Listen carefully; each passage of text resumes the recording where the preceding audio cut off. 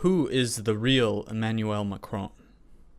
A brilliant technocrat who will modernize the French economy, a skilled banker willing to forego a large salary for the sake of public service? Or does he have more in common with the billionaires who support his campaign? If we listen to the fawning media, we hear that he isn't a millionaire at all, but rather a brilliant economist with a God's eye view for what is best for humanity. Not so fast. Macron was a managing director at Rothschild and Company, and he only spent 2 years working as an investment banker. It normally takes 15 to 20 years to become a director in a big investment bank. His colleagues who worked with him said that he didn't even know what EBITDA meant, something you would learn in your first semester of corporate finance or accounting. So why was he promoted so quickly?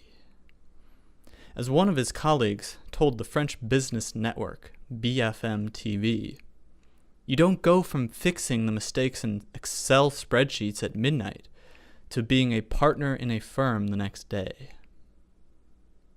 We also know that he made nearly 3 million euros in bonuses while employed at the Rothschild Bank. Not to mention a base salary of 400,000 euros.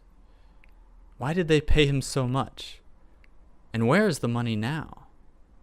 When Macron disclosed his wealth in government documents, he claimed that he had only 200,000 euros in net wealth. Emmanuel Macron wants us and the taxman to believe that he is too poor to pay the wealth tax. The answer to this riddle isn't difficult to solve for anyone who is even slightly familiar with the idea of corruption. He was paid for future services. It was for his rubber stamp on selling part of the French manufacturing company Alstom, which the government partly owned, to General Electric, as well as the sale of many other key government assets. Who benefited from these sales? Who were the bankers and lawyers paid to make these deals happen? Did Emmanuel Macron benefit? Here's what we know. Emmanuel Macron has a shell company in the island of Nevis, in the Caribbean, created by the company Dixcart. His lawyer there, Richard Palmer, is the public face of the company. Macron's shell company has a bank account in the Cayman Islands, a popular destination for tax evasion. In case you didn't know, tax evasion is considered a crime in France. This shell company's documents are held at a law firm in Nevis, a country where the government does not keep a record of who owns a given company. Only the law firm has access to the documents. Those documents are stored in their office, and the law firm is obligated to tell the government only the name of the company in question, and nothing more. Thus, routing a company's money through a tax haven, like the Cayman Islands, provides an extra layer of invisibility for those entities who wish to hide their wealth. For every man, woman, and child in the Cayman Islands, there are over a dozen companies. But the only evidence of this bustling business environment are a handful of banks and walls upon walls of post office boxes. One of these companies belongs to Emmanuel Macron. It isn't hard to connect the dots when trying to figure out where the young banker turned politician's money has ended up.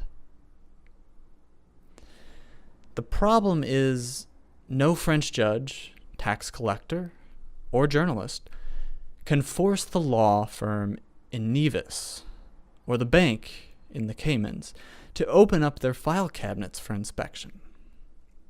The entire business model of these tax havens is to help dodgy businessmen and politicians hide their money.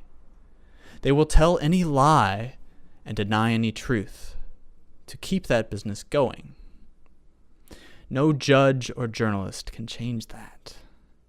They lie with impunity just as their clients swindle with impunity.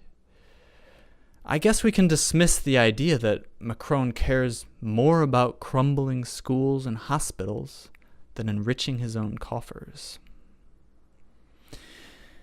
Ask yourself, who is Emmanuel Macron, and who does he work for? What is he paid for? On May 7th, the French people will decide whether or not he will become their president. And if elected, who will he be working for then?